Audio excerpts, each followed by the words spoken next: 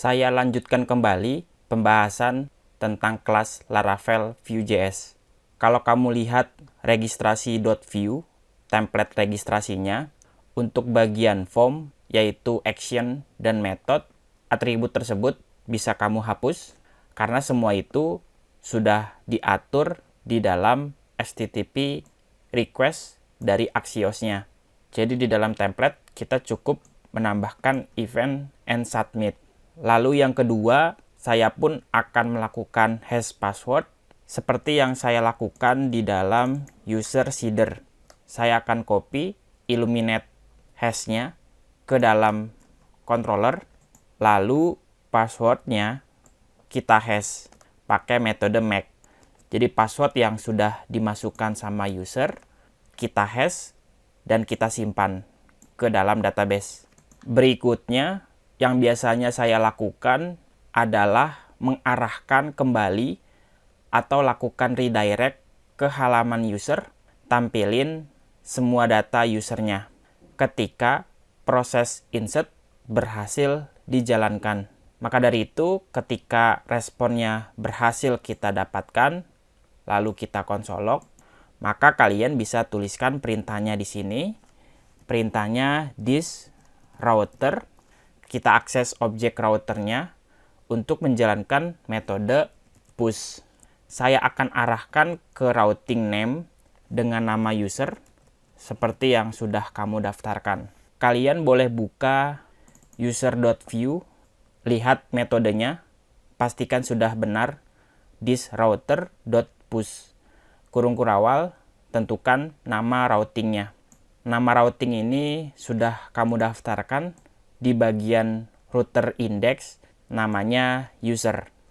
Kalian boleh simpan, kembali lagi ke halaman registrasi. Mari kita masukkan datanya, data user berikutnya. Setelah itu, kalian submit. Perhatikan, aplikasinya otomatis redirect ke halaman user. Berikut ini adalah data user yang barusan kamu submit.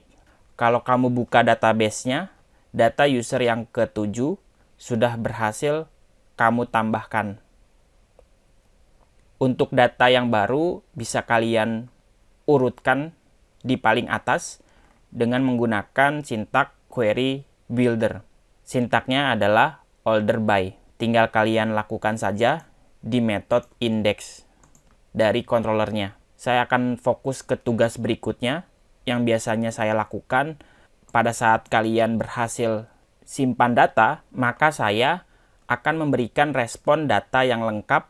Kalian boleh buka controllernya, terus di bagian method store, pada saat user baru disubmit atau berhasil disimpan, saya langsung return respon JSON untuk objek usernya.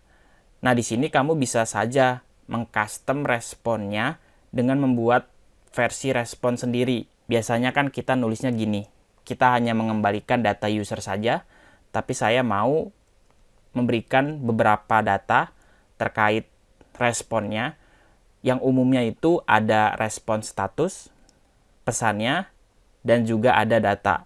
Saya akan coba buat pakai kurung kotak, array asosiatif, pasangan key value, statusnya itu saya bisa kasih, karena ini berhasil, maka saya bisa bilang statusnya true.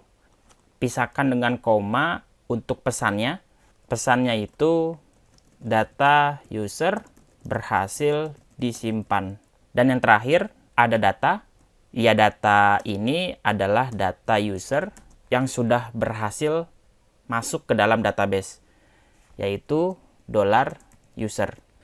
Kurang lebih seperti ini responnya. Jadi saya rubah sedikit.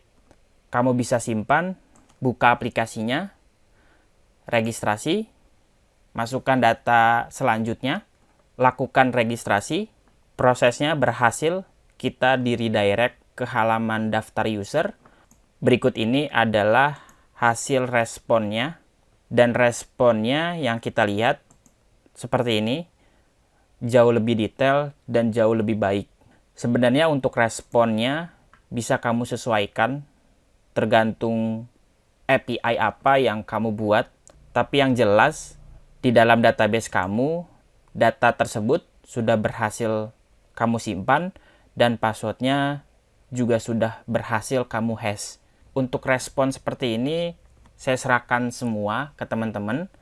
Yang penting konsepnya sama, di mana kita harus mensubmit sebuah form untuk mendapatkan daftar inputannya, lalu kita kirimkan datanya melalui metode apa.